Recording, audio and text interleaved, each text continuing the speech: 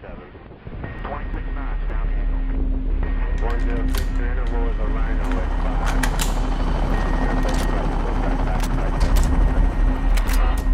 Good. 207 on glide path on course 1 mile. Good. 207 on glide path on course. On the 21st of March 2003, the US 3rd Division crossed the Kuwaiti border into Iraq as part of Operation Iraqi Freedom.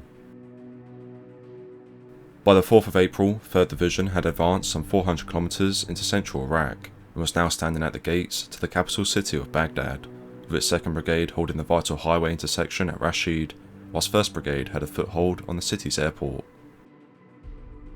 However, as preparations are being made for the final offensive into the capital, US intelligence had no clear picture regarding the state of Iraqi defences in the city.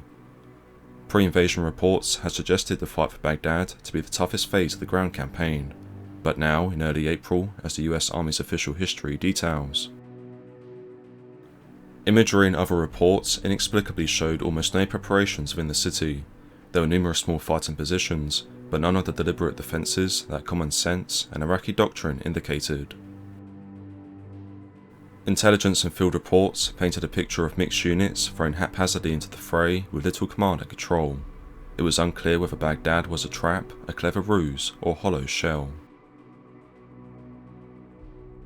This uncertainty regarding the opposition he was expected to encounter led to Major General Buford Blount, commander of 3rd Division, to order an armoured raid into Baghdad to test the response of the enemy forces. Meeting on the 4th of April with Colonel David Perkins, commander 2nd Brigade, Major General Blount outlined the plan for the forthcoming raid, which envisioned sending an armoured task force up Highway 8 into central western Baghdad, before looping round and linking up with 1st Brigade at the airport. Once briefed, Colonel Perkins assigned the 1st Battalion of the 64th Armoured Regiment under the command of Lieutenant Colonel Eric Schwartz the task of carrying out the mission. Despite having some misgivings with the plan, Lieutenant Colonel Schwartz moved on with preparations, and by the next morning had assembled a task force consisting of an array of armoured vehicles, including 29 M1 Abrams tanks and 14 M2 Bradley armoured fighting vehicles. Selected to spearhead the raid, which was dubbed the Thunder Run, would be 1st Battalion's A Company, followed closely behind by C Company, which in turn was to be tailed by C Company of the 3rd Battalion, the 15th Regiment, which was temporarily attached to the 1st Battalion, the 64th Armoured. Commencing at 0630 on the 5th of April 2003, the task force, led by A Company, moved up Highway 8 and into the suburbs of Baghdad, where numerous Iraqi fighting positions, sighted on both sides of the highway, began to open up on the column. Returning far with their turret-mounted armaments, the American troops not only had the enemy to deal with, but also had to be wary of the level of civilian activity occurring on Highway 8, which the official history notes. Civilians continued to use the highway, sharing it with 1st Battalion and occasionally the enemy. Determining which traffic was hostile and which was not required patience and courage throughout the run. Generally, if traffic was joining the highway, the troops fired warning shots, causing the drivers to turn around abruptly. But traffic passing on the opposite side of the highway had to be assessed and trail units advised. Avoiding harm to civilians who had no idea that the Americans had arrived in Baghdad proved impossible. In the event, some civilians became injured in the crossfire, whilst others accidentally crashed their cars into some of the American armoured vehicles, including one which was carrying an Iraqi army colonel, who it later transpired was the head of logistics for the Baghdad sector, who was quickly taken into custody as a prisoner of war. Meanwhile, as the column pressed on deeper into Baghdad, a call went out that one of the Abrams tanks, commanded by Staff Sergeant Jason Diaz, had been hit and immobilised by an Iraqi anti-tank weapon. 1st Battalion Commanding Officer Lieutenant Colonel Eric Schwartz recalls, "The Abrams got hit hard in an area that made the whole task force vulnerable at a key overpass, where we had taken a lot of fire. I had to decide if we should go to ground and provide security and allow for the tank to be recovered, or do we abandon the tank and keep going?" Assessing the situation, Lieutenant Colonel Schwartz decided for the tank to be recovered, and over the next 20 or so minutes, elements of the task force provided protection for the recovery. However, the static American vehicles presented easy targets for the Iraqis, who sent in hundreds of infantrymen in a bid to capitalise on the situation. This, combined with the fact that the crew was struggling to extinguish the flames, led to the abandonment of the Abrams, and after important items were salvaged from the wreck, its crew of 4, 2 of whom had become wounded, were picked up by an M113 armoured personnel carrier. Later, an airstrike was called onto the Abrams to prevent it from being salvaged or taken as a prize by the Iraqi army.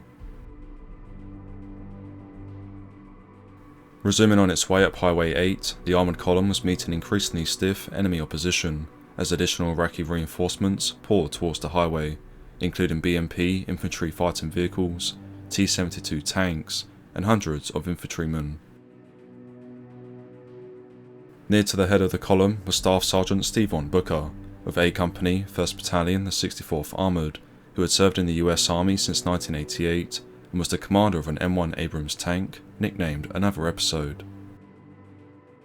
It was from the turret of his Abrams that Staff Sergeant Booker was using the turret-mounted 50 cal machine gun when it suffered a malfunction, resulting in him grabbing his M4 carbine from inside the tank. After emptying a few magazines, Sergeant Booker, with complete disregard for his own safety, crawled out from his hatch, deployed into a prone stance on top of the turret, and resumed firing his weapon into the enemy. From this new position, Sergeant Booker spotted an enemy armoured personnel carrier moving up to the front line.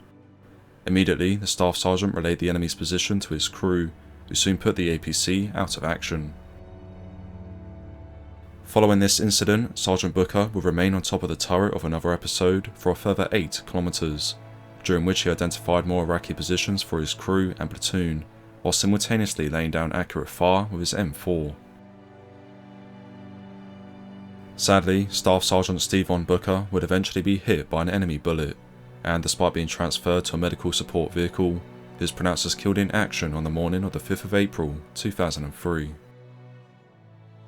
For his actions during the Thunder Run into Baghdad, Staff Sergeant Booker was posthumously awarded the Silver Star, the US military's 3rd highest decoration.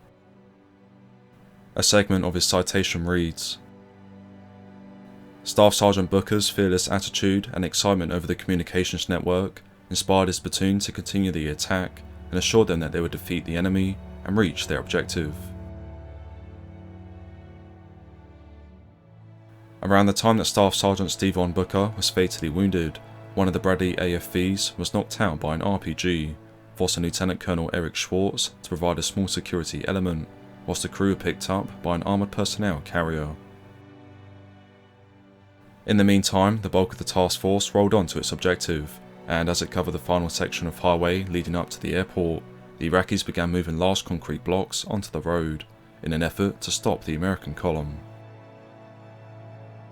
However, the lead M1 Abrams tanks, which were equipped with front-mounted ploughs, rammed into these blocks and broke them up, thus creating a breach through which the rest of the force passed through to complete the final few kilometres to the airport. Here, contact was made with elements of 1st Brigade just before 0900 on the 5th of April, just 2 hours and 20 minutes after the Thunder Run had begun. Lieutenant Colonel Eric Schwartz recalls the link-up. "We linked up with 1st Brigade on the airfield. You would have thought there would have been a lot of high fives, but there were a lot of soldiers in shock. Everyone was looking at their vehicles and wondering how we were able to survive. Bradleys had gotten hit with multiple RPGs and kept rolling. I don't think any of us had a dry eye. I was emotionally spent.